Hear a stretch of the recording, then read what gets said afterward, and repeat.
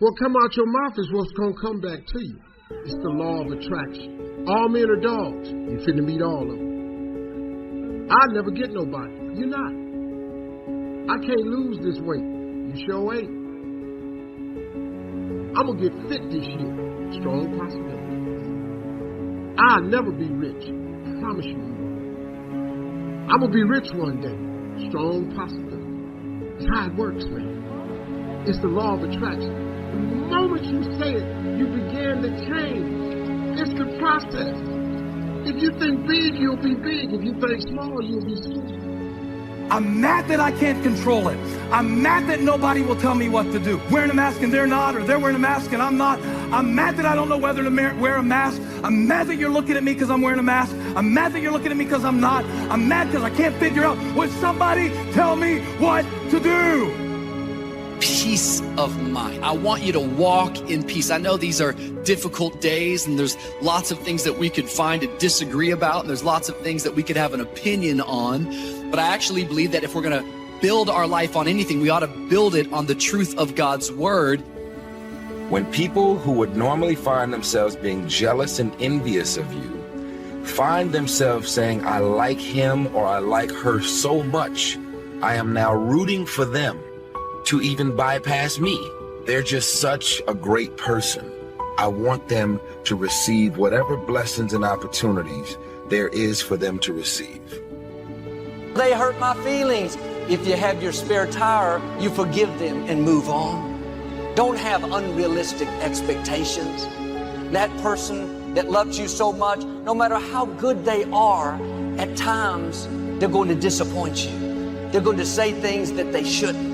Don't be easily offended. Don't let money be your decision maker in too many things. We all have to have money to live, and I realize that. We need to support ourselves, and sometimes money is involved in helping us make a decision. But when money becomes your motivator and your decision maker, you're very likely to end up being unfulfilled and empty on the inside. You can find malevolence and ignorance at the level of the individual. And so we would say that's the malevolence and ignorance that characterizes you and other individuals. And it's a viciously powerful and terrifying force. Here's a surprising fact. You may feel the dread, the fear, the kind of anxious feelings that come with a big social situation, but you may still want to go. And that's how you also know that this is probably more in the lane of fear and dread and anxiety than it is just disliking small talk. I'm talking to someone who said, you know what, man? I've taken so many hits. I'm just tired. I understand. So here's what I want to say to you. As you look at yourself, look at your life during the pandemic and out of the pandemic, here's what I had to do to deal with anxiety. I'm not putting myself at risk. When you don't know why you do what you do, you slow down. You get discouraged. You get knowing your purpose, why you do what you do, is the secret to two very important qualities that you have to have in your life if you're going to succeed in life. The next time you have a mission and you plan that contingency and you actually execute and implement what you said you're going to do, guess what? You will accomplish the mission. There's a whole part of ownership that preempts the problem. If you've got someone that knows, if I know that I can make an excuse, then guess what? I'm not going to set things up properly. If I don't set things up properly, more often than the other way, I will fail to execute what I'm supposed to execute. You ain't got to be tripping about it. It's just really more to life than this. But you got to figure out the why part. What helped me get to the why part? See, the why part came to me when I discovered something that he gave to all of us. See, God gives everybody a gift. He never creates a soul without giving them a gift. You all are gifted. You don't have to be comedy. It don't have to be music, but you gifted. And growth has literally placed me where I am. So what are you doing to develop yourself? It's a huge question. And the 15 laws of personal growth, basically these laws are all about developing yourself. On the first question, you're foundational for your future.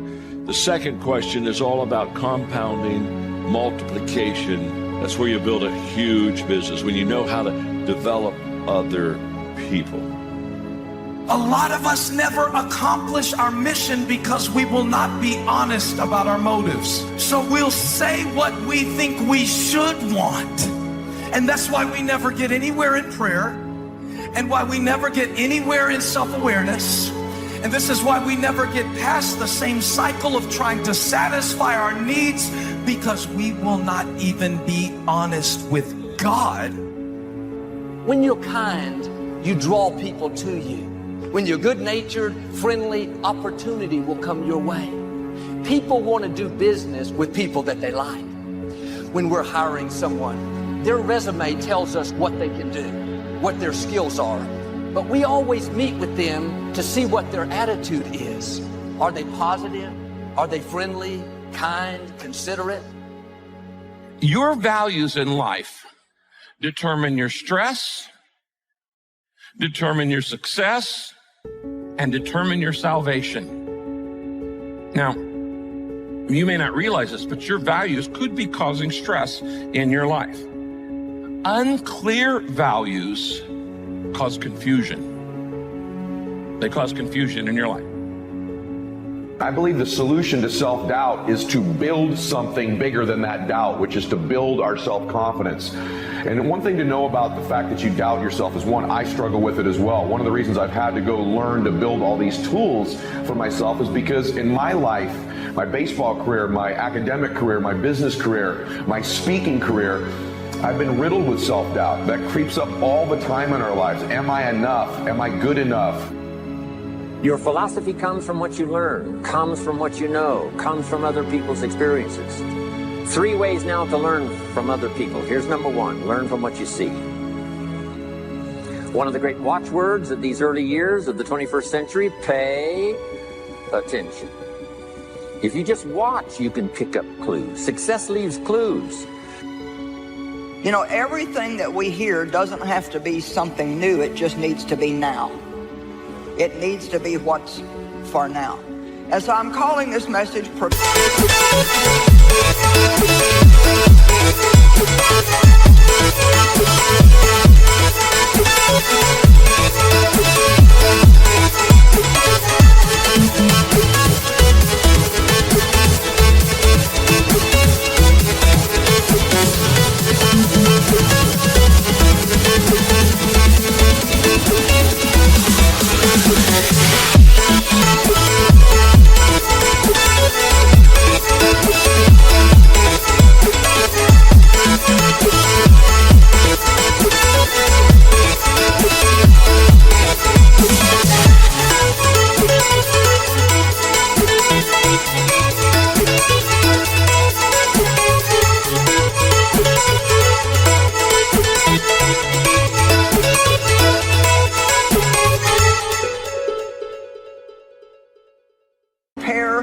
increase. The word complaining came up in my heart, so I wrote down complaining, and then the Lord spoke to my heart, beware of complaining.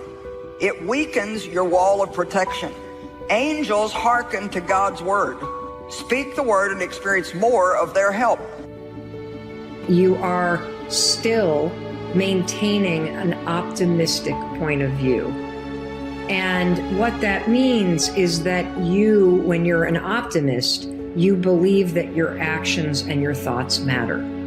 You believe that you can handle what's on your plate. You believe that based on your thoughts and your actions, you can positively affect the outcome of whatever it is that you're dealing with. You can get defined easily by other people's perceptions of you. My whole life I was convinced, when I was a young man, I was convinced I was a loser.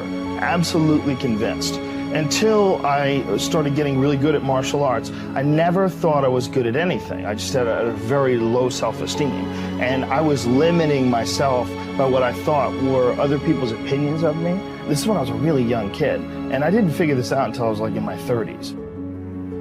You won't need that rest. Chances are you will realize that the desire to rest was just weakness. It was just the desire to take the path of least resistance, the downhill path, the easy path. And by simply going through the motions, you overcame that path. then you stayed on the righteous path, the disciplined path. You stayed on the war path. My gift, though, has made a way. Why won't you find out from God why you were born by getting your gift and pursuing it? Stop chasing the passion. And come on, man, pursue the gift. You people been tripping yourself out for years, chasing something that ain't yours. I want to lead the choir. You ain't the choir leader. You don't start because you don't realize.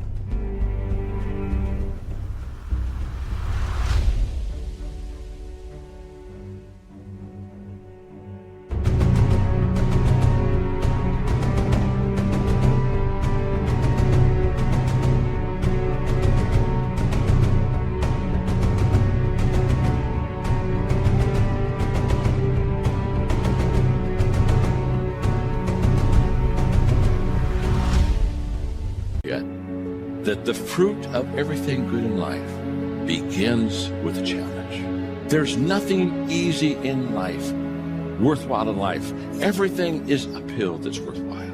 And it's not going to come to you, and it's not going to fall in your lap, and it's not going to be something that, oh my gosh, it just was so simple. It's always going to be difficult. Is that where your focus is? What you expected your kid to be like at age 18? That you expected that you would have kids by now? What you expected to happen this year in your career? If that is your emotional focus, it is going to kill your favor. I wonder, do we have too much of a blueprint of how God is going to bless us? And I wonder, have we lived in it so long that we no longer see it for what it is?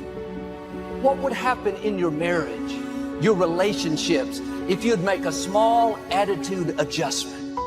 Instead of being contentious, hard to get along with, you'd start being friendly, loving, respectful. Instead of saying harsh, critical words, you would start giving compliments, telling your spouse how much you love them, how blessed you are to have them in your life. Just a small adjustment. Are you focusing all your energies? You have a limited amount of energy. You don't have unlimited energy. You know that. That's why you get tired. That's why you get fatigued, why you get worn out. You don't have unlimited energy.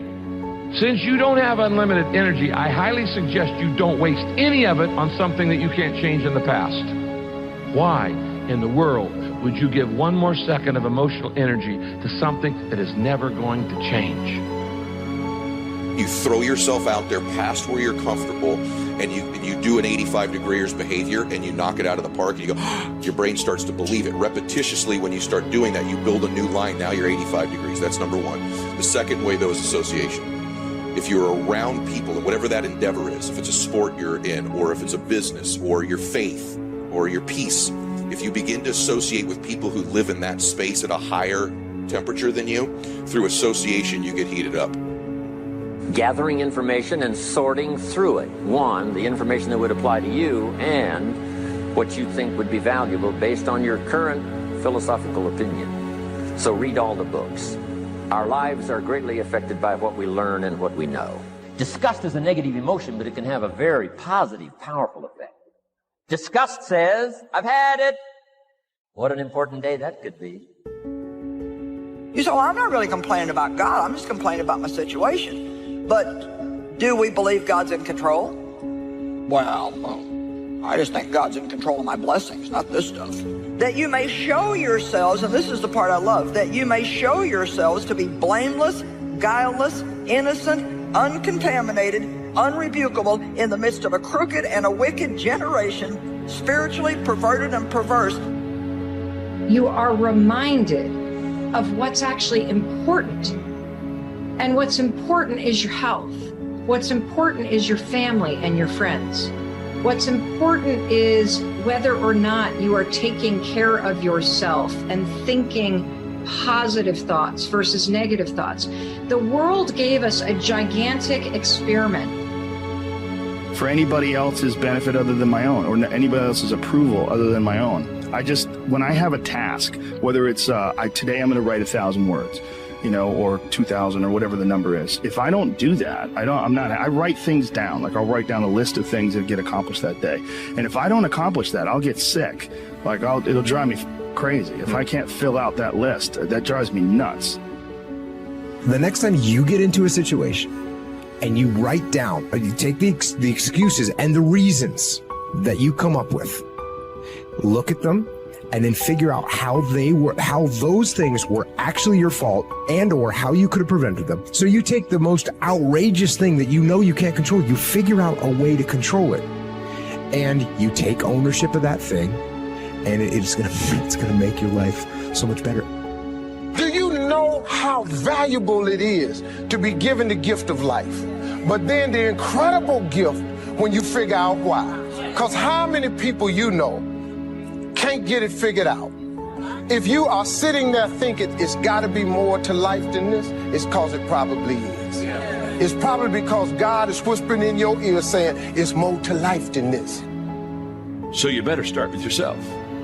Because if you're leading others and have nothing to give them, nothing to share with them, nothing to teach them, then I can promise you, you'll never be what you want to be as a leader.